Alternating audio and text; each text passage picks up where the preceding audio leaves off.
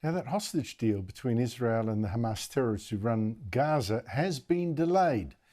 There's going to be a 4-day truce starting right now, this hour, with Hamas releasing 50 of the Israeli hostages it took on October 7, children and women, in exchange for 150 Palestinian prisoners in Israel, criminals. Now, that's been delayed now for at least a day. Joining me again is Lieutenant Colonel Peter Lerner of the Israel Defense Forces. Lieutenant Colonel, thank you for your time. Why this delay? Good question. I can't confirm we didn't announce the expected time that it would begin, and therefore we have not received the instructions when it will begin. This is the nature of, I would say, the suspicion between Israel and Hamas. And so there could be hiccups along the way. From our perspective, we are waiting for the instruction from the government to decide when exactly we should hold our fire from and take the necessary steps in order to be ready for both holding our fire on one hand and also bringing back the hostages on the other.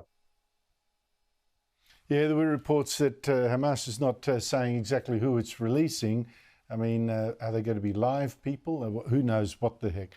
Well, given that, I'm just wondering whether Hamas has effectively won itself another day of truce, which is today, an extra day, without releasing any hostages. Because I wonder how much you can do, given that you were expecting not to be shooting today. Have you actually downed weapons for the day?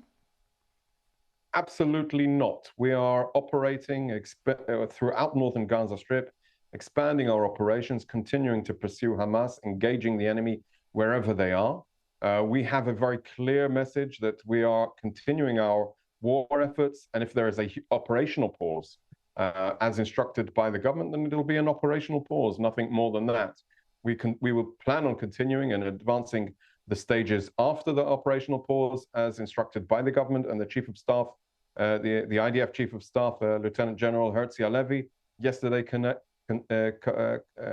initiated and approved the operational plans for after the operational pause. So I would say, we are moving forward. We're continuing to engage. We're revealing hundreds of tunnels. And indeed, yesterday we announced that since the beginning of the war, almost 7 weeks ago, we have destroyed some 400 tunnels and tunnel access points. We're continuing to reveal to the world the extent of the tunnel system that Hamas have built and used beneath the Shifa hospital.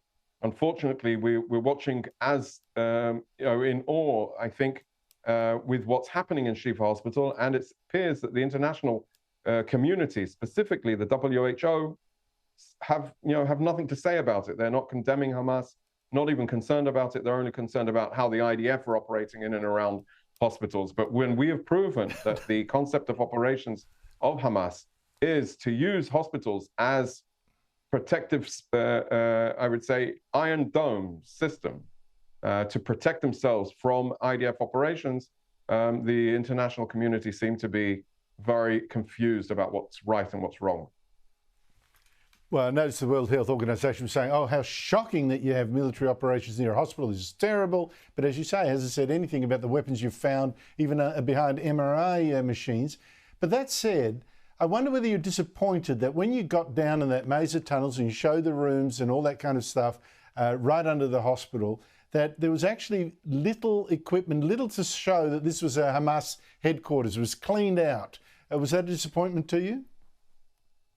I think anybody with a reasonable mind in an understanding of the situation, for us saying for weeks that we intend on going to the Shifa hospital, telling the people to evacuate the hospital, basically announcing everything except the specific time and date when we were coming.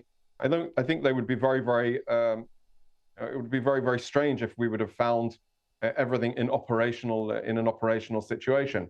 But yes, we know that they are operating there. We revealed how they tried to conceal it. They actually cemented the entrance points in order to try and prevent us from finding the access points to the tunnel system. So of course, when they understood that we're coming, they did everything in order to try and mitigate that. But even in all those efforts, over almost a month, throughout the month, they still left stuff behind that was incriminating and very decisive, the fact that they had been using And that's even without the videos that we released Yes, I've showing shown them some of that. taking in hostages into the hospital. Yes, before I go, I saw a picture, Lieutenant Colonel Lerner, of the Hamas leadership in Gaza, with crosses over the ones that you've managed to kill. It's just over a third, doesn't include the very top leaders, but a third are gone. The ultimate bosses over in Qatar, they're still living their life of Riley over there.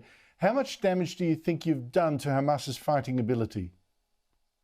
We're engaging them daily. We are killing them in their operational positions, in their command posts, in their observation positions, in their tunnels. You know, the tunnels can be perhaps can be an advantage, but they can also be death traps. So I would say we're advancing. They wouldn't have wanted the operational pause if it wasn't for the IDF's pressure on them. So they feel pursued. They are concerned for their lives, and clearly it's having an effect. I wouldn't want to put numbers on it, but we have several thousands of terrorists that have been killed in the engagements with the IDF, and we intend on continuing to dismantle and destroy them and their capabilities.